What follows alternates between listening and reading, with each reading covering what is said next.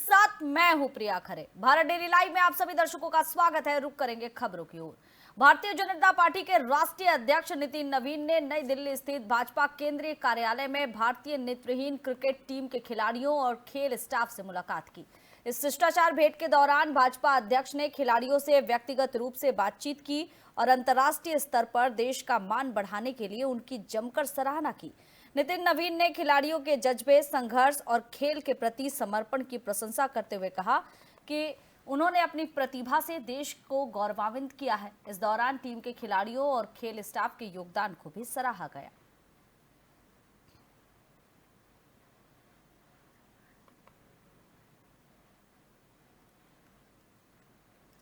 उत्तर प्रदेश के मुख्यमंत्री योगी आदित्यनाथ ने लखनऊ के अटल बिहारी वाजपेयी कन्वेंशन सेंटर पहुंचकर भारत रत्न और देश के पूर्व प्रधानमंत्री अटल बिहारी वाजपेयी को श्रद्धांजलि अर्पित की। मुख्यमंत्री योगी ने दिवंगत अटल बिहारी वाजपेयी को नमन करते हुए उनके योगदान को याद किया। इस दौरान अटल जी के राष्ट्र निर्माण, सुशासन और भारतीय राजनीति में उनके अतुलनीय योगदान को स्मरण किया गया। अटल बिहारी वाजपेयी को भारतीय राजनीति का एक ऐसा महान नेता माना जाता है जिन्होंने अपने विचारों, मूल्यों और नेतृत्व से देश की राजनीति को नई दिशा दी है। मैं सबसे पहले स्वर्गीय अटल जी की 8वीं पुण्यतिथि के अवसर पर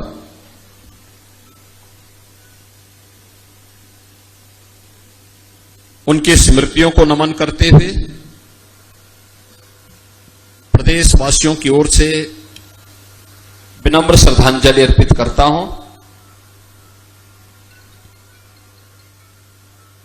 भारतीय राजनीति में 6 दशक से अधिक का कार्यकाल एक लंबे समय तक जिनकी उपस्थिति भारतीय राजनीति में रही हो, निष्कलंक और एक निष्कपट राजनीति को स्वर्गीय अटल जी ने आगे बढ़ाया।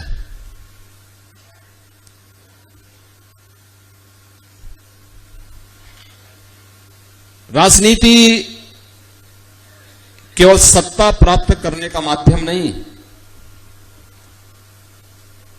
राजनीति सेवा का, समर्पण का, मूल्यों और आदर्शों पर आधारित होनी चाहिए। इसके हित में निर्णय लिए। याद करिए, आज आपके सामने वो दृश्य देखने को मिलते होंगे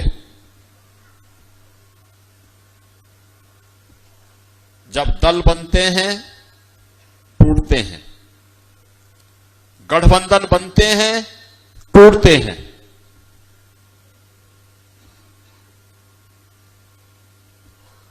क्षणिक से स्वार्थ के लिए स्वयं का स्वार्थ सिद्धि नहीं हुआ तो वहां के ताने बाने को छिन्न भिन्न करने के लिए लोग उतारू हो जाते हैं। लेकिन स्वर्गीय अटल जी ने एक बार नहीं, अनेक बार उस प्रकार का उदाहरण प्रस्तुत किया। 1971 में भारत और पाकिस्तान का युद्ध था। बांग्लादेश के अंदर पाकिस्तान के द्वारा किए जाने वाले अमानवीय अत्याचार के खिलाफ पूरे देश की एकता दिखनी चाहिए थी। स्वर्गीय अटल बिहारी वाजपेयी जी सामने आए। उन्होंने बांग्लादेश मुक्ति के पूरे अभियान को पूरा समर्थन दिया। आज ऑपरेशन सिंदूर में कांग्रेस के अभद्र और अशिष्ट आचरण को देख करके, सेना पर उंगली उठाने को लेकर के जब प्रश्न उठते हैं तब इनकी राष्ट्र निष्ठा पर भी संदेह होने लगता है। यही स्थिति आपातकाल के दौरान भी हम लोगों ने देखा। स्वर्गीय अटल जी ने आपातकाल के दौरान वरिष्ठ भाजपा नेता और पूर्व केंद्रीय मंत्री रविशंकर प्रसाद ने संसद के मॉनसून सत्र में लगातार हंगामे को लेकर कांग्रेस और राहुल गांधी पर तीखा हमला बोला है। पटना में आयोजित एक विशेष प्रेस कॉन्फ्रेंस में रविशंकर प्रसाद ने आरोप लगाया कि संसद की कार्रवाई बाधित होने के लिए राहुल गांधी का अहंकार और अनुशासनहीनता जिम्मेदार है। उन्होंने विपक्षी दलों पर सदन की कार्रवाई को सुचारू रूप से नहीं चलने देने का भी आरोप लगाया। भाजपा नेता ने कहा कि लोकतंत्र में बहस और चर्चा का महत्व है, लेकिन विपक्ष का रवैया लगातार हंगामे की ओर बढ़ता रहा। इस दौरान उन्होंने कांग्रेस नेतृत्व और विपक्षी राजनीति पर भी जमकर निशाना साधा। अपने इकोसिस्टम से नक्सलवाद की खाद पानी देती है, उसी का चेहरा बने हैं मिस्टर चिदंबरम। मैं रिपीट करता हूं, जिस तरीके से कांग्रेस पार्टी का इकोसिस्टम माओवादी और नक्सलवाद का सहयोग देता है, उसी के चेहरा बने हैं श्रीमान चिदंबरम। कि मैं भी नक्सल हूं, क्या शब्द था? दिमागी नक्सल। तो सही बोल रहे हैं। चिदंबरम साहब ने खाद्य मंत्री और गृह मंत्री के रूप में और ऐसे भी अपने दिमाग से एटा के अलीगढ़ में मुख्यमंत्री ग्रामीण बस सेवा के संचालन में कथित मनमानी को लेकर भाजपा विधायक सत्यपाल सिंह राठौर का गुस्सा फूट पड़ा। लगातार मिल रही शिकायतों के बाद विधायक ने अलीगंज बस स्टैंड पहुंचकर औचक निरीक्षण किया। इस दौरान एक ही स्थान पर मुख्यमंत्री ग्रामीण बस सेवा की 3 बसें खड़ी मिली, जिस पर विधायक ने चालक और परिचालक को जमकर फटकार लगाई। विधायक का आरोप है कि बसें तय ग्रामीण रूट और समय के बजाय मनमाने ढंग से अलीगंज से एटा तक चलाई जा रही है। राजाकार, रामपुर और अमरोली, रतनपुर से निर्धारित संचालन न होने की भी शिकायतें मिल रही थी। विधायक ने एआरएम से फोन पर नाराजगी जताते हुए मामले की शिकायत उच्च अधिकारियों और शासन स्तर पर करने की बात कही।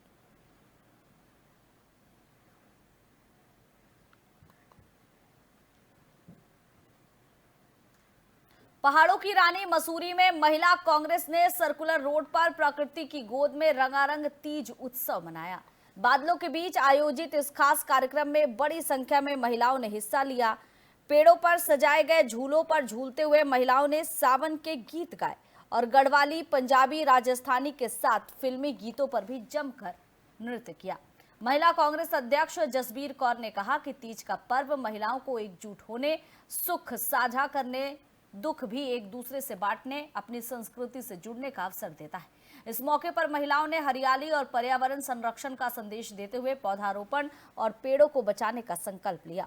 स्वतंत्रता दिवस के कारण एक दिन बाद मनाए गए इस तीज उत्सव में महिलाओं का उत्साह भी देखते बन रहा था।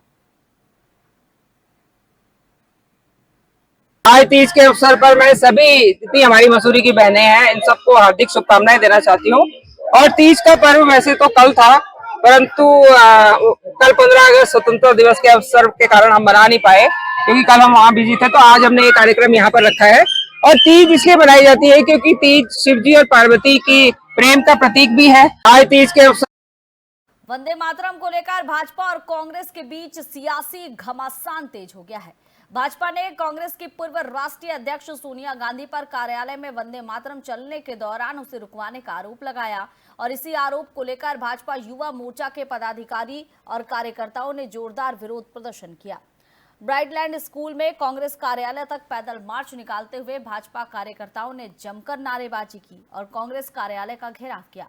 प्रदर्शनकारियों ने मुर्दाबाद के नारे लगाते हुए मामले में कार्रवाई की मांग भी उठाई। भाजपा के इस प्रदर्शन के बाद वंदे मातरम को लेकर भाजपा और कांग्रेस के बीच सियासी विवाद और भी गहरा गया है।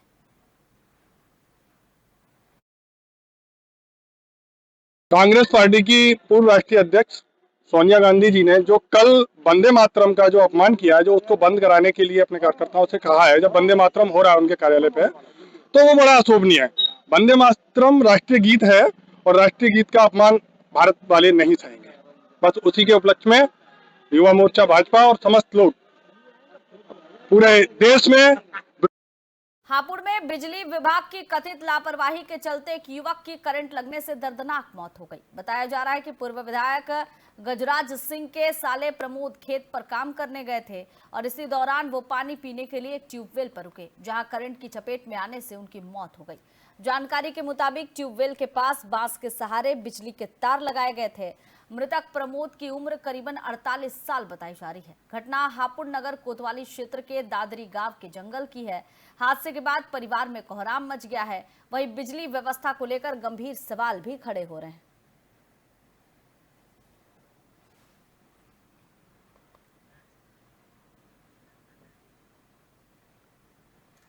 पीलीभीत में कांवड़ यात्रा के दौरान श्रद्धा और सुरक्षा का खूबसूरत संगम देखने को मिला। पीलीभीत बरेली मार्ग स्थित शाही चौकी पर पीलीभीत पुलिस ने शिव भक्त कांवड़ियों का पुष्प वर्षा कर भव्य स्वागत किया। कांवड़ियों की सेवा के लिए प्रसाद की भी विशेष व्यवस्था की गई थी। मौके पर पुलिस अधीक्षक सुकीर्ति माधव, अपर पुलिस अधीक्षक विक्रम दहिया, एसडीएम सदर श्रद्धा सिंह और सीओ नताशा गोयल समेत पुलिस प्रशासन के अधिकारी मौजूद रहे। अधिकारियों ने खुद कांवड़ियों पर फूल बरसाए, प्रसाद वितरित किया। पुलिस की इस अनोखी पहल से शिव भक्तों में खासा उत्साह देखने को मिला और शाही चौकी पर बोलबम और हर हर महादेव के जयकारे गूंज उठे। जनपद पीलीभीत में तृतीय सोमवार के उपलक्ष्य में शाही चौकी, जो कि जनपद पीलीभीत और बरेली के बॉर्डर पर है, वहां पर पुलिस सहायता केंद्र को एक भव्य रूप से बनाया गया है, जहां पे 24 घंटे सभी पुलिसकर्मी उपलब्ध रहेंगे और कांवड़ियों को हर प्रकार की सुविधा देने के लिए, उनके एक सुगम मार्ग के लिए कोई एक्सीडेंट ना होने पाए, किसी प्रकार की असुविधा ना होने पाए, उसकी सबकी तैयारियों के दृष्टिगत यहाँ पर एक सहायता केंद्र बनाया गया। यहीं पे कांवड़ियों के स्वागत के लिए गुरुद्वारे के द्वारा यहाँ पे एक भव्य लंगर भी लगाया गया है, जिसमें कांवड़ी आ रहे हैं और प्रसाद ग्रहण कर रहे हैं। यहाँ पे पुष्प वर्षा की गई है कांवड़ियों पर और इस प्रकार एक बहुत अच्छा माहौल यहाँ बनाया गया है, जिससे किसी को कोई। थाना कोतवाली देहात क्षेत्र के ग्राम अकबराबाद के जंगल इलाके में पुलिस और कथित गौ तस्करों के बीच मुठभेड़ हो गई। पुलिस के मुताबिक सूचना मिली थी कि जंगल में गौवंशीय पशुओं का वध किया जा रहा है। पुलिस टीम के पहुंचने पर आरोपियों ने कथित तौर पर फायरिंग शुरू कर दी। जवाबी कार्रवाई में आसिफ नाम के एक आरोपी के पैर में गोली लगी, जिसके बाद उसे घायल अवस्था में पकड़ लिया गया। वहीं 2 अन्य आरोपी पुलिस को चकमा देकर मौके से फरार हो गए। पुलिस ने मामले में 2 महिलाओं को भी गिरफ्तार किया है। मौके से भारी मात्रा में करीबन 2 क्विंटल गौवंशीय मांस बरामद किया गया है। फरार आरोपियों की तलाश में पुलिस की टीम जुटी हुई है।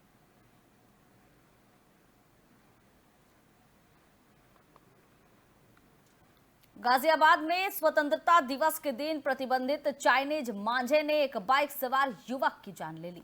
दिल्ली मेरठ एक्सप्रेस वे पर यूपी गेट के पास नोएडा के बहरामपुर निवासी रवि अपने दोस्त के साथ बाइक से जा रहा था।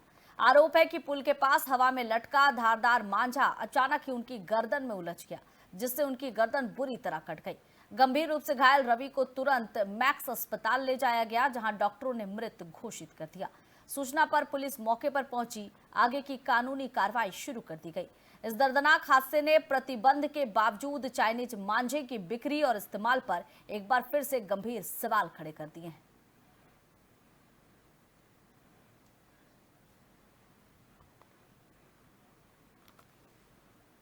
भारत रत्न और पूर्व प्रधानमंत्री अटल बिहारी वाजपेयी की पुण्यतिथि पर मसूरी में भाजपा मंडल की ओर से श्रद्धांजलि सभा आयोजित की गई।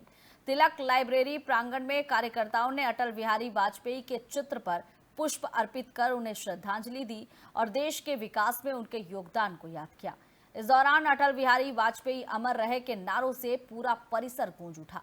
भाजपा मंडल अध्यक्ष रजत अग्रवाल ने कहा कि अटल बिहारी वाजपेयी पार्टी के प्रेरणा स्रोत रहे हैं। उनके विचारों पर चलते हुए संगठन ने नई ऊंचाइयां हासिल की है। वक्ताओं ने कारगिल युद्ध के दौरान उनके नेतृत्व, परमाणु परीक्षण, सड़क विस्तार और सूचना क्रांति में उनके योगदान को याद करते हुए उनके आदर्शों पर चलने का संकल्प लिया।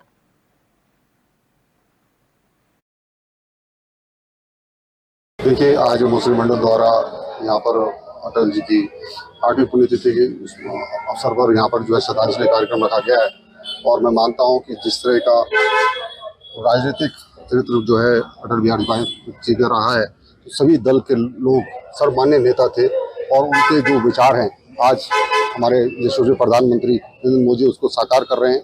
और इसी दौरान में चाहे प्रदेश सरकार हो, चाहे हमारे यहाँ क्षेत्रीय विधायक और वर्तमान में कैबिनेट मंत्री हो, लगातार पार्टी जो है जिस तरह की विचारधारा अटल जी ने रखी थी उस पर जो है काम करने का काम कर रहे हैं। और आज जो है मुस्लिम मंडल ने यहाँ पर श्रद्धांजलि कार्यक्रम रखा है। बढ़ चढ़कर भाजपा कार्यकर्ताओं ने और अन्य लोगों ने इसमें भागीदारी की। धर्मनगरी हरिद्वार में 23 अगस्त को 116वां श्री मुल्तान ज्योत महोत्सव धूमधाम से मनाया जाएगा। इसे लेकर अखिल भारतीय मुल्तान युवा संगठन की ओर से प्रेस क्लब में प्रेस वार्ता कर तैयारियों की जानकारी दी गई। संगठन के अध्यक्ष और पूर्व विधायक डॉक्टर महेंद्र नागपाल ने बताया कि महोत्सव में देश भर से हजारों श्रद्धालु हर की पौड़ी पहुंचकर मां गंगा को ज्योत अर्पित करेंगे। इस दौरान कई प्रमुख जनप्रतिनिधि और गणमान्य लोग भी शामिल होंगे। साल 1911 में भक्त रूपचंद्र के द्वारा मुल्तान से हरिद्वार तक की गई पदयात्रा और मां गंगा को ज्योत अर्पित करने से शुरू हुई ये परंपरा आज भी कायम है। महोत्सव में दूध की होली, शोभा यात्रा, सुंदरकांड पाठ समेत कई धार्मिक कार्यक्रम आयोजित किए जाएंगे।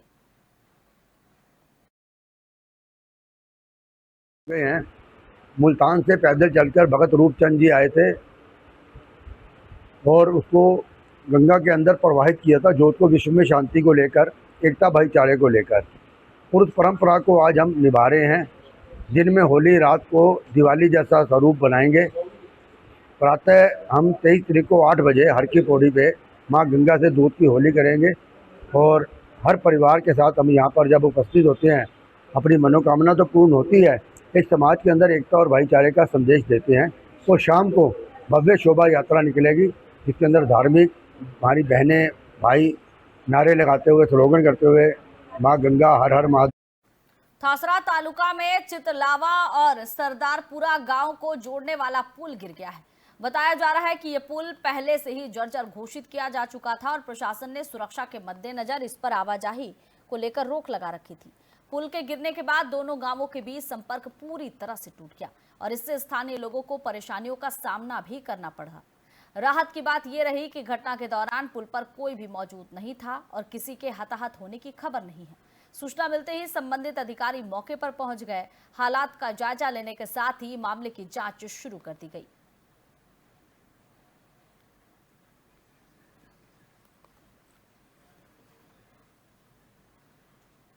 लखनऊ के इंदिरा नगर इलाके में दिन दहाड़े बंद मकानों को निशाना बनाने वाले एक शातिर चोर गिरोह का पुलिस ने खुलासा किया है। इंदिरा नगर पुलिस और सर्विलांस टीम के संयुक्त ऑपरेशन में गिरोह के मास्टरमाइंड समेत 6 आरोपियों को गिरफ्तार किया गया है। पुलिस के मुताबिक गिरोह पहले बंद मकानों की रेकी करता था और फिर दिन दहाड़े चोरी की वारदात को अंजाम देता था। गिरोह में शामिल एक हाथ से दिव्यांग युवक छतों के रास्ते घरों में घुसकर ताले तोड़ने का काम करता था। पुलिस ने चोरी की 4 घटनाओं का खुलासा करते हुए चोरी का माल खरीदने वाले एक सुनार को भी गिरफ्तार किया है। आरोपियों के कब्जे से चोरी के जेवरात, 52,400 रुपए नगद, वारदात में इस्तेमाल कार और बाइक बरामद की गई है। पकड़े गए आरोपियों पर पहले से भी कई आपराधिक मुकदमे दर्ज बताए जा रहे हैं। इंदिरा नगर में कुछ चोरियां हुई है जिसमें दिन के समय ये चोरियां सब है। इसमें पुलिस ने काफ़ी तहकीकात की। जून से लेके अगस्त तक की ये चोरियां है 2026 की। इसमें पुलिस ने सारी तहकीकात की, सीसीटीवी वगैरह देखा तो इस पैटर्न का एनालिसिस करते हुए हमें कुछ लोग मिले जो इस प्रकार की चोरियां, ये जो ग्रुप है इन्होंने ये सारी चोरियां की है। इनकी मोडस ऑपरेंडी ये है कि ये पहले रेकी करते, जो घर बंद मिला है उसकी रेकी करती है। 2 लोग दीवार फांद के अंदर घुस जाते हैं, बाकी वहाँ रहते हैं पीछे जो निगरानी करते हैं और फिर ये दरवाज़ा वगैरह खोल के अपने इंस्ट्रूमेंट से वो घर का सामान सारा चुरा ले जाते थे। तो इनका एक सराफा था फिक्स जो थाना क्षेत्र चौक में आता है, वहाँ जाके ये सारा सामान उनको बेच देते थे। वो गला के अपना सोना बेच देता था। उनको भी पुलिस द्वारा पकड़ा गया है और इनको भी जो है पुलिस ने अभी जेल में इसको भेज रही है। सर, आरोपी जो पुलिस की गिरफ्त में आए हैं, इनका अभी तक क्या कुछ आपराधिक इतिहास निकल कर आया है? क्या ये पूर्व में भी इस तरह की घटनाओं को अंजाम देकर जेल जा चुके हैं? एक जो बबलू नाम का है, ये इनका सरगना है जिसपे टोटल अब 10 मुकदमे हैं। इसका आपराधिक इतिहास है। बाकी ये सब जो लोग इसके गैंग से हैं, तो पूर्व में इसका आपराधिक इतिहास नहीं था इन लोगों का। इंदिरा नगर में कुछ चोरियां हुई है जिसमें राजस्थान के नेता प्रतिपक्ष टीकाराम जूली ने केंद्रीय गृह मंत्री अमित शाह के अलवर दौरे को लेकर भाजपा सरकार पर निशाना साधा। जूली ने छात्र आंदोलन के दौरान गोली चलने की घटना का जिक्र करते हुए सवाल उठाया कि इस मुद्दे पर जवाब देने के लिए अमित शाह अब तक लोकसभा क्यों नहीं गए। उन्होंने सरकार की कार्यप्रणाली पर भी सवाल खड़े किए। टीकाराम जूली ने आरोप लगाया कि सरकार के कार्यकाल में बनी कई सड़कें, हाईवे और अन्य निर्माण कार्यों की गुणवत्ता को लेकर गंभीर सवाल है। उन्होंने कहा कि कई जगह सड़क का उद्घाटन होने के कुछ समय बाद ही उसके जर्जर होने और टूटने की शिकायतें सामने आती है, लेकिन भाजपा के पास इन सवालों का कोई जवाब नहीं है। आज अलवर में केंद्रीय मंत्री अमित शाह जी आ रहे हैं, जो लोकसभा नहीं गए। लोकसभा में जाके एक बार भी ये नहीं बताया कि बच्चों पे AK-47 और पैलेट गन किसने चलाई। आज अलवर आ रहे हैं, महाराजा भर्तृहरि की तपोभूमि है, मैं आपका स्वागत करता हूँ। लेकिन मैं ये पूछना चाहता हूँ आप जरा भर्तृहरि जी के दर्शन भी करके आइएगा और बाई रोड चले जाइएगा, तो आपको पता चल जाएगा कि आपकी सरकार में एक नेशनल हाईवे की हालत क्या है और जनता रोजाना क्या भुगतती है, इसका भी आपको पता चलेगा। मैं ये भी कहना चाहता हूँ, आपकी सरकार आने के बाद में जो हमारा दिल्ली से मेट्रो का प्रोजेक्ट था वो आज तक पूरा नहीं हो पाया है। आपकी सरकार के आने के बाद में हमारा कोट कासिम का एयरपोर्ट जो है वो कैंसिल हो गया है। अलवर में केंद्रीय गृह मंत्री अमित शाह के दौरे के दौरान कांग्रेस ने पुलिस कार्रवाई को लेकर सरकार पर निशाना साधा। कांग्रेस का आरोप है कि जिला कांग्रेस कमेटी कार्यालय में शांतिपूर्ण तरीके से धरना देकर विरोध जता रहे कांग्रेस, NSUI, युवा कांग्रेस और महिला कांग्रेस के कार्यकर्ता, पदाधिकारी और नेताओं को पुलिस ने गिरफ्तार किया। कांग्रेस नेताओं ने इसे लोकतांत्रिक अधिकारों का दमन बताया। प्रदर्शनकारियों का कहना है कि वे केवल जंतर मंतर पर छात्रों के साथ हुई कथित बर्बरतापूर्ण घटना को लेकर जवाब मांग रहे हैं। कांग्रेस ने सवाल उठाया कि क्या सवाल पूछना और शांतिपूर्ण विरोध करना अपराध हो गया है। पार्टी ने कहा कि गिरफ्तारियों और दबाव उनकी आवाज को नहीं दबा सकते और ये जनता और छात्रों के हक में संघर्ष जारी रखेंगे।